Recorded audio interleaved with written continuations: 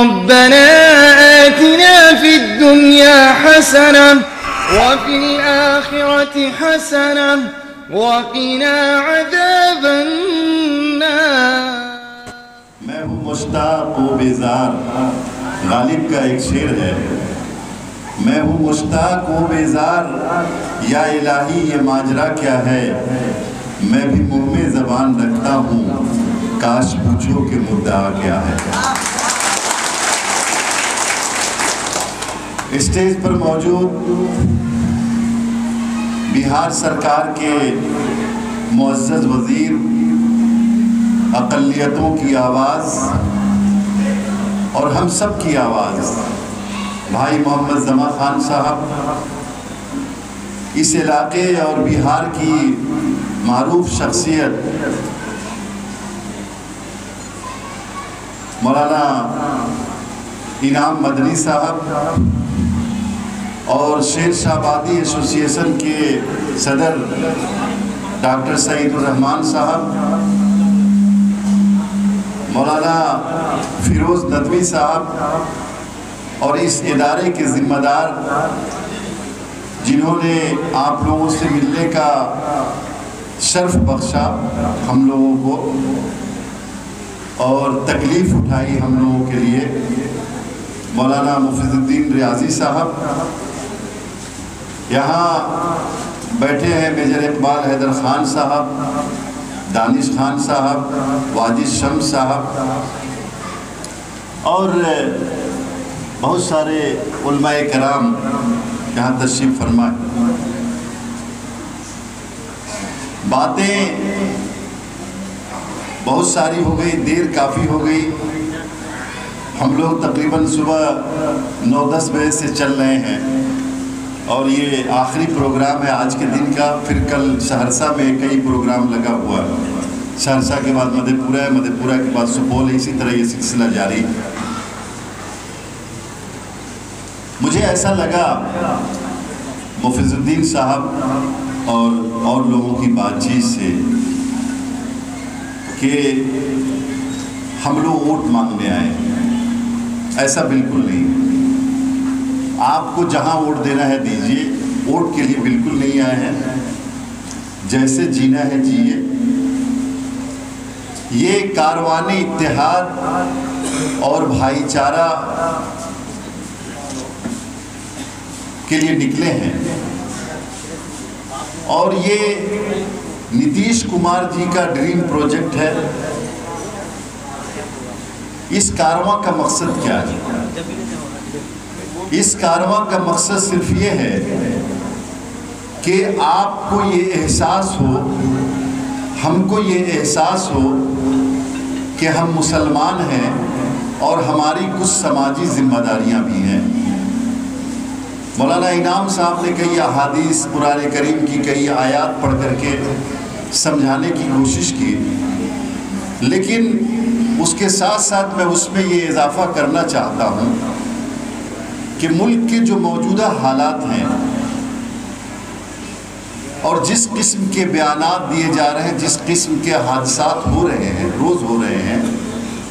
آج اگر شیر شاہ آبادیوں کے خلاف کوئی بیان دیا گیا ہے تو آپ کو لگتا ہے کہ جتن رام ماجھی آئے اور انہوں نے یہ بیان دے دیا. یہ کوئی نئی بات نہیں ہے.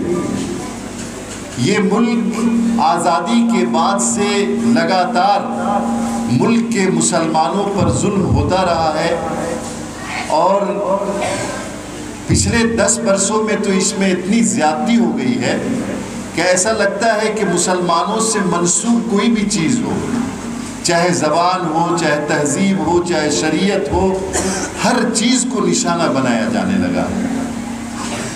مسجدوں کو کھود کھود کر کے بھارتیہ جنتا پارٹی بھگوان نکال رہی.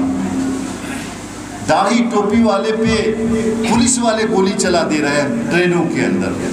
مسجدوں کے اندر گھس کر کے امام کو مارا جا رہا ہے. یہ حالات اس طرح اس قدر دیگرگوں ہوتے جا رہے ہیں کہ اگر آپ جرمنی کی تاریخ پڑھیں، جب ہٹلر وہاں حکومت کر رہا تھا تو جرمنی میں بھی اسی قسم کے حالات بنائے گئے تھے وہاں کے یہودیوں کے خلاف. اور نوبت یہ آئی کہ یہودیوں کی نسل کشی ہوئی اور بڑی تعداد میں یہودی مارے گئے۔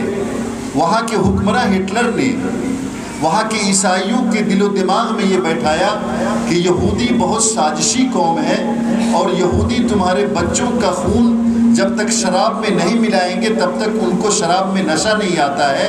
یعنی اس قدر نفرت بیٹھائی گئی کہ اگر کوئی بچہ گم ہو جاتا تھا تو لوگ یہ مان لیتے تھے کہ یہودیوں نے اس کو کاٹا ہوگا، اس کے خون کو شراب میں ملایا ہوگا اور اس کو کھا لیا ہوگا۔ یعنی اس قدر نفرت بیٹھائی گئی کہ وہاں یہودیوں کا قتل عام ہوا، اور میرے خیال سے تاریخ جو بتاتی ہے کہ 10 لاکھ سے زیادہ یہودی مارے گئے، قتل کیے گئے۔ آج مسلمانوں کے خلاف بھی یہی ماحول بنانے کی کوشش ہو رہی ہے۔ یہ اتحاد اور بھائی چارہ شیرشاہ آبادی، سرجا پوری، کلہیا کے بیچ نہیں ہے۔ ہم اس اتحاد کے لیے نہیں نکلے، ہم اتحاد کے لیے نکلے ہیں کہ انسانیت کے مابین کیسے اتحاد ہو، ہم بھائی چارہ کیسے قائم ہو۔ میرے بھائیوں،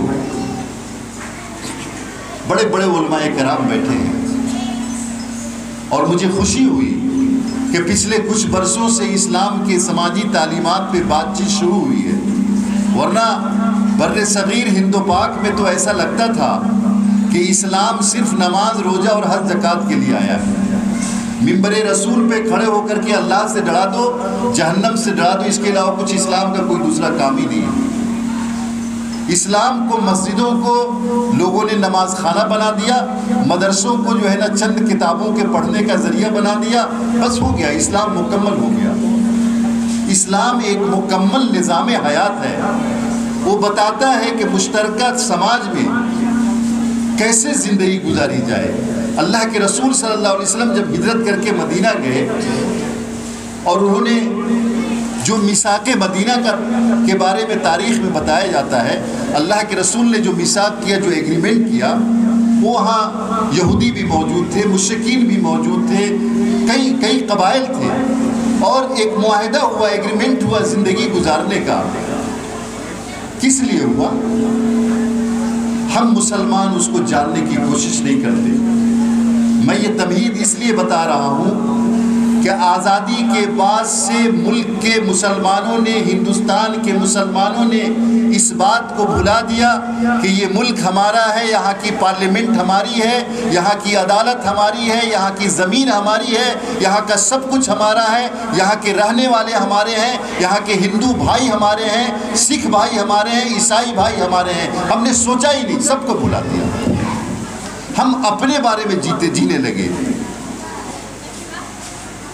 ہم شیرشاہ آبادی ہو گئے، تم تو سید بھی ہو، مغل بھی ہو، پٹھان بھی ہو، یہ بتاؤ تو صحیح کیا تم مسلمان بھی ہو؟ شیرشاہ آبادی ہو گئے، سرجا پوری ہو گئے، کلہیا ہو گئے، سکھڑا ہو گئے، مسلمان بننے کو تیار نہیں، سوچنے کو تیار نہیں۔ آج اگر نفرتیں بیٹھائی گئی ہیں، وہ قوم جو کل تک مرغی نہیں کاٹ سکتی تھی، داڑھی ٹوپی والے کو ذبح کر رہی ہے، آپ کو سوچنا پڑے گا، ہم کو سوچنا پڑے گا کہ آخر وجہ کیا ہے کہ اس قوم کے، ہمارے بچوں کے دل و دماغ میں اتنی نفرت کیسے بیٹھا دی گئی۔ ہم کو رکنا پڑے گا۔ آپ مولانا مفیض الدین صاحب نے کہا کہ الیکشن کے وقت آئے، یہ ہوا وہ ہوا، ہم اس کی پرواہ نہیں کرتے۔ آپ نے کیا میرے ساتھ سلوک کیا؟ ابھی انعام صاحب، مولانا انعام مدنی صاحب کہہ رہے تھے ارریہ میں جو ہوا، یہ سب راستے میں آئیں گی چیزیں۔ میں تو سرکار کا نمائندہ، ہمارے معزز وزیر سرکار کے وزیر ہیں، جب اللہ کے نمائندہ ہمارے پیارے نبی کو طائف والوں نے نہیں چھوڑا تو ہم لوگ کس کھیت کے مولی ہیں بھائی؟ ہم کام کرنے کے لیے نکلے، جو رکاوٹیں آنی، جتنے بھارتیہ جنتا پارٹی کو جو حرکتیں کرنی ہے کریں، لیکن ہم کام سے رکنے والے نہیں ہیں، چاہے اس کا اثر ہو یا نہ ہو۔ ایک صاحب کہہ رہے تھے گھوم رہے ہیں، کیا ہو جائے گا ایک مرتبہ سے؟ میں کہا مجھے پتہ ہے کہ بعض انبیاء کرام 900 برس تک تقریر دعوت دیتے رہے، کوئی اثر نہیں پڑا، ہم لوگ انہی کی امتی ہیں بھائی۔ لیکن میرا فرض، میں نے اپنا اس کو فرض سمجھا ہے کہ میں بتاؤں کہ ہم مسلمان اپنے فرائض سے ناآشنا ہیں۔ اگر ہم آج الزام دے رہے ہیں بھارتیہ جنتا پارٹی کو، RSS کو، یا جس کو بھی الزام دے رہے ہیں، اس الزام سے پہلے ہمیں اپنے دامن میں، ہمیں اپنے آستین میں منہ ڈال کر کے سوچنا چاہیے کہ ہم کیا ہیں، ہم نے اپنے آپ کو کیا بنا لیا ہے۔ ایک آفاقی مذہب جس کی شروعات ہر نماز کی الحمدللہ رب العالمین سے ہوتی ہے، سارے جہاں کے رب کے نام سے آپ شروع کرتے ہیں، اس قوم نے، اس امت نے اپنے آپ کو شیر شاہ آبادی کلیہ بنا لیا۔ یعنی دوسرے کے بارے میں کیا سوچیں گے آپ؟ کیا سوچیں گے ہندوؤں کے بارے میں؟ کبھی سوچا ہے کہ ہمارے محلے میں رہنے والے دلت کیسی زندگی گزار رہے ہیں؟ کبھی سوچا ہے کہ محلے میں، گاؤں میں رہنے والے ہندوؤں پہ کیا بیت رہی ہے؟ ان کے مندروں کا حال کیا ہے؟ وہ پوجا کرتے ہیں، کوئی پریشانی تو نہیں ہوتی؟ کوشش کی ہے؟ ایک تاثر دیا گیا ہندوؤں کے اندر کہ یہ مسلمان تمہارے مندر کو ناپاک سمجھتا ہے، اور ہم مسلمانوں نے مندروں سے دوری اختیار کر کے یہ ثابت کیا کہ ہم واقعی اس کو ناپاک سمجھتے ہیں۔ آپ کا ایمان حضرت عمر بن خطاب سے بڑا ایمان ہے کیا؟ جب معاہدہ کرنا ہوا تو کلیسا میں بیٹھ کے معاہدہ کر رہے تھے، عیسائیوں کے مندر میں جا کر کے۔ پوچھ لیجیے علماء کرام سے کہ اگر آپ کے محلے میں مندر ہے اور آپ کے بھائی پوجا کرتے ہیں تو اس کا کیا حکم ہے حفاظت کے معاملے میں؟ جس طرح مسجد کی حفاظت کرنی ہے، اسی طرح آپ کو اپنے بھائیوں کے مندر کی بھی حفاظت کرنی ہے۔ بات کرنے کو تیار نہیں ہے، ہم نکلنے کو تیار نہیں ہیں۔ میرے بھائیوں، آپ ووٹ جس کو دینا ہو دیں، مجھے اس سے کوئی مطلب نہیں۔ ووٹ کا زمانہ آئے گا، آ جاؤں گا ووٹ مانگنے کے لیے، لیکن ملک کے حالات جس طرح مسلمانوں کے خلاف یہاں کے بعض ہندوؤں کو کے ذہن و دماغ میں نفرت بیٹھا دی گئی ہے، اور ہم مسلمانوں نے اپنے رویے سے اس نفرت کو ثابت کیا ہے، ہمیں ٹھہرنا پڑے گا۔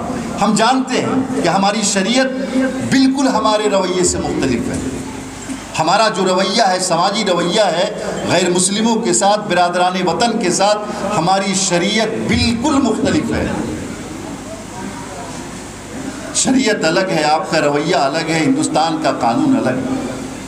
اس لیے یہ کاروان اتحاد اور بھائی چارہ کا مقصد یہ ہے کہ ہم لوگ رکیں۔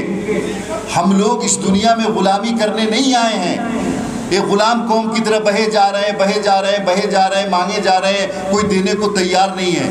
ہم حکومت کرنے آئے ہیں۔ وَأَنْتُمُ الْأَعْلَوْنَ إِن كُنتُم مُؤْمِنِينَ، ہم حاکم ہیں۔